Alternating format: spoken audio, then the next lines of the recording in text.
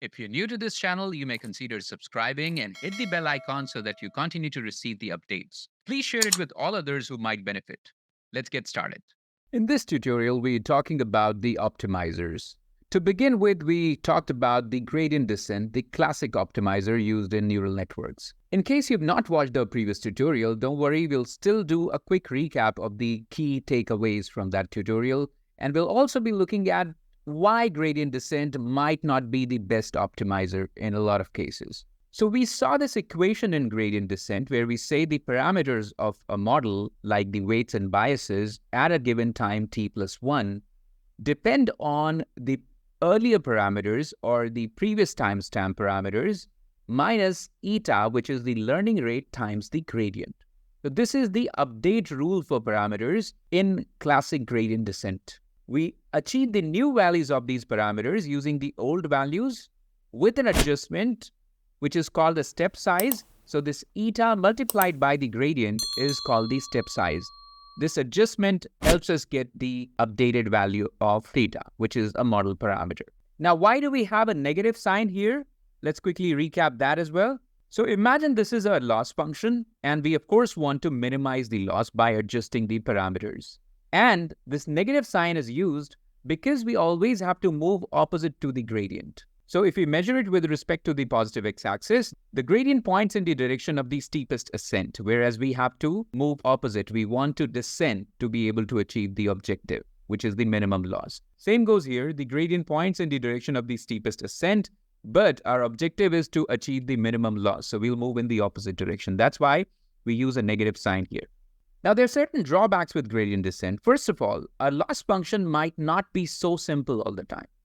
What if a loss function was like this instead of that simple parabolic loss? If we look at the loss, it's like this. So what's different here, first of all, is that you don't have just one minimum point here. You have multiple points where you achieve a value that's locally minimum. What do you mean by locally minimum? So for example, let's refer to this value. Is it the minimum value in its neighborhood? The answer is yes. Let's refer to this value. Again, it's the lowest value in its neighborhood. And so is the case here, though you may argue, but it's kind of minimum here because it slightly goes up after this and was a little above this level.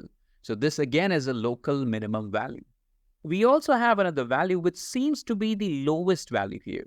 Such values are called the global minimum values. So let's understand what could be the drawbacks of using the classic gradient descent if we have such loss function. First of all, gradient descent looks at the gradient at a given point. So if you somewhere here close to this local minimum value, you will end up considering this as the optimal solution. Likewise, if you're somewhere here or here, you will end up considering this point as the optimal value, whereas it is not. So these points are marked in red. Why? Because these are far from the global minimum value. On the other hand, if you're somewhere in the proximity of this valley, you would probably end up settling here, which still is somewhat tolerable. But these 2 points here and here are a big no-no. Why? Because they are far from being the optimal solutions, but gradient descent would end up calling them as the best solution. Remember in our gradient descent tutorial, we emphasized that the machine or the algorithm is not necessarily able to see the loss function. It kind of makes decision based on the progress that it makes as it continues to move ahead. So it is highly likely to get trapped in these local minima rather than settling for the global minima. This is one drawback. So as the loss function is more complex, the gradient descent algorithm tends to settle for the local minima, which may not be the best result. The other drawback is, so imagine if your loss function was convex. In a multi-dimensional space, it would look like a bowl. And if you're looking at it from top, it would look like this. Now, one disclaimer. Ideally, these rings will not be so evenly separated.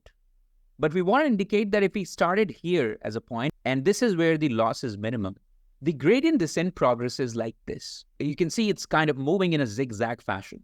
Why does that happen? It happens because we mostly work with the mini batch gradient descent. We don't pass the entire data at once.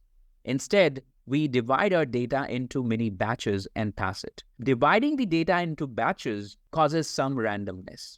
So while you know the optimal path from this starting point to this targeted location would be a straight line like this, you're actually going in a zigzag fashion. which essentially is requiring the machines to do a lot of compute, and it's taking more time as well. So this is the other drawback of gradient descent. It doesn't have a really straightforward trajectory. It takes a lot of time doing this zigzag motion.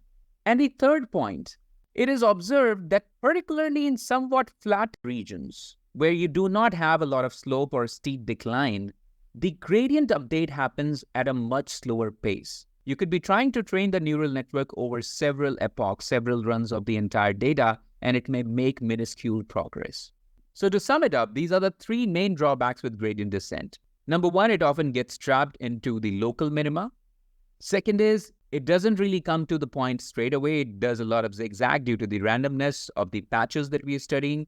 And of course, that randomness goes further up if you do a stochastic gradient descent, which means you start updating the weights and biases after every single record is exposed to the network. We're still talking about the mini batch scenario where we have divided the entire data into a few batches. And the third point is that in relatively flat regions or saturated regions of the loss function, the gradient descent progress is extremely slow.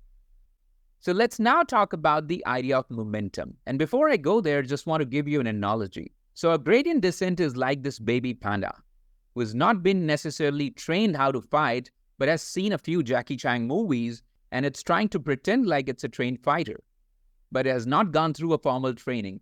On the other hand, this momentum is like this trained Roman warrior.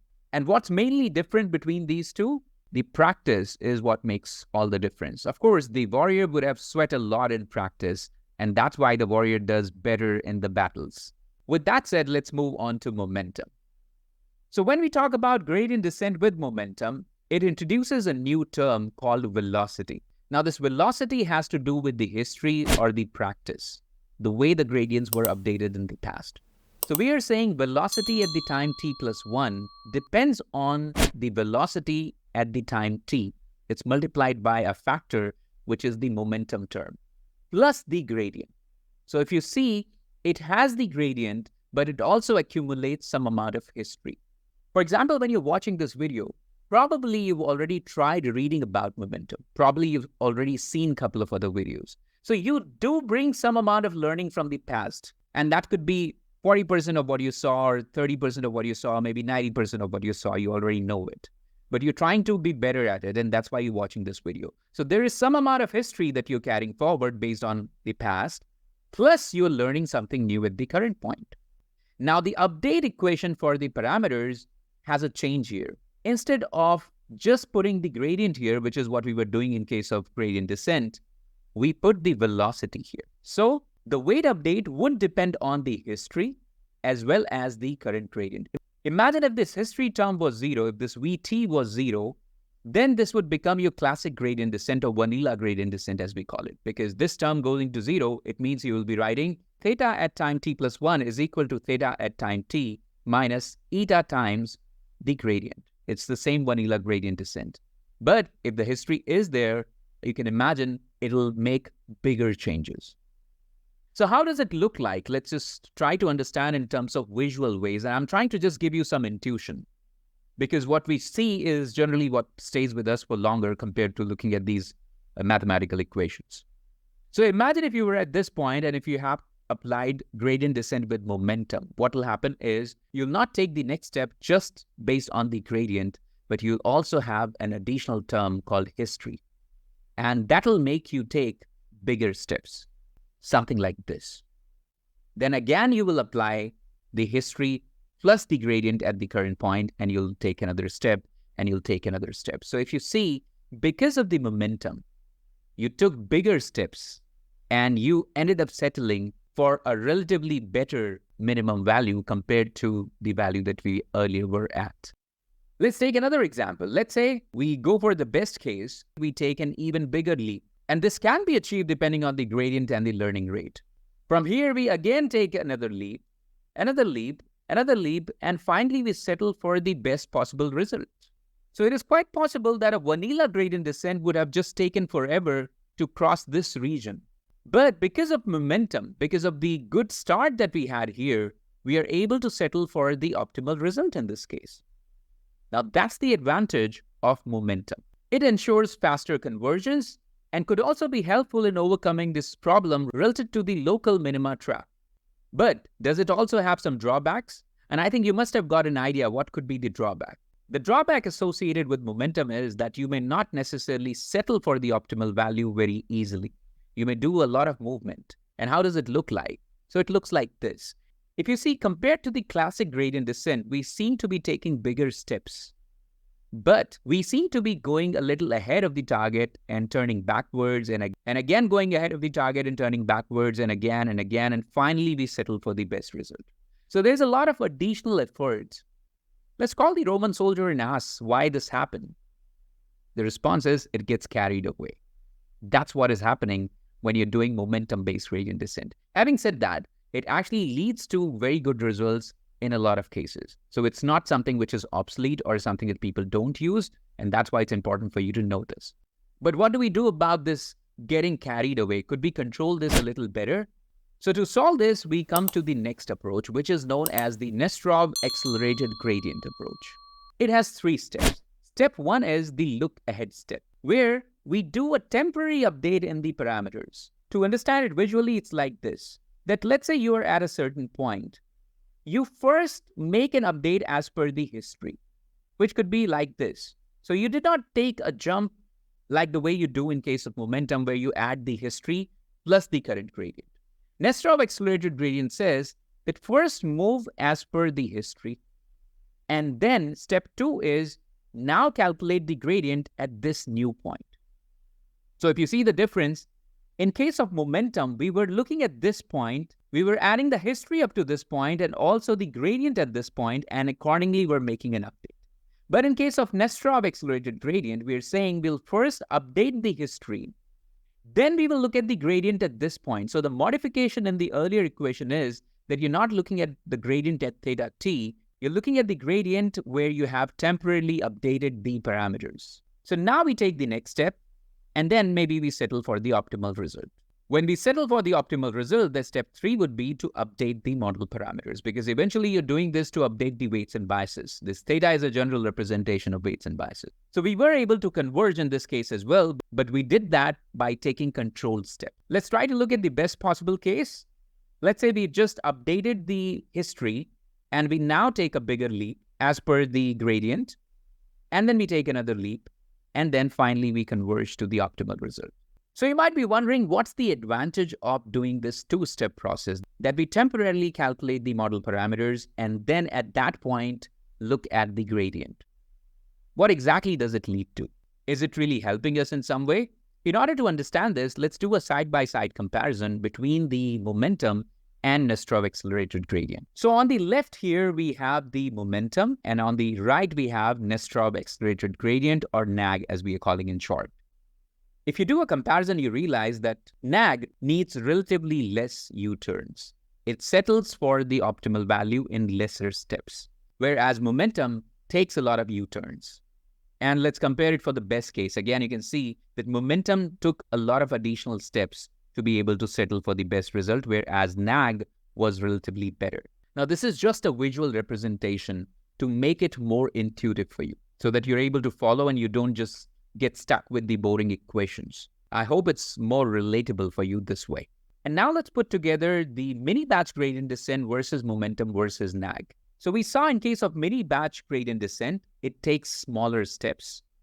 It goes a lot of zigzag and makes it to the target.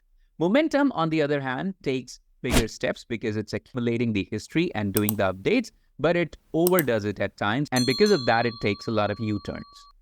Nesterov accelerated gradient also takes U-turns, but the number of U-turns have been relatively reduced. Why? Because it does it in a stepwise way. It says that we'll first update the history and then we will look at the gradient from that point. So now let me give you a hint for the next tutorial. What if we don't keep the learning rate constant? If you remember, in all our equations, that value of eta that we used was constant. We did not alter that. That takes us to the adaptive optimizers, which is what we're going to talk about next.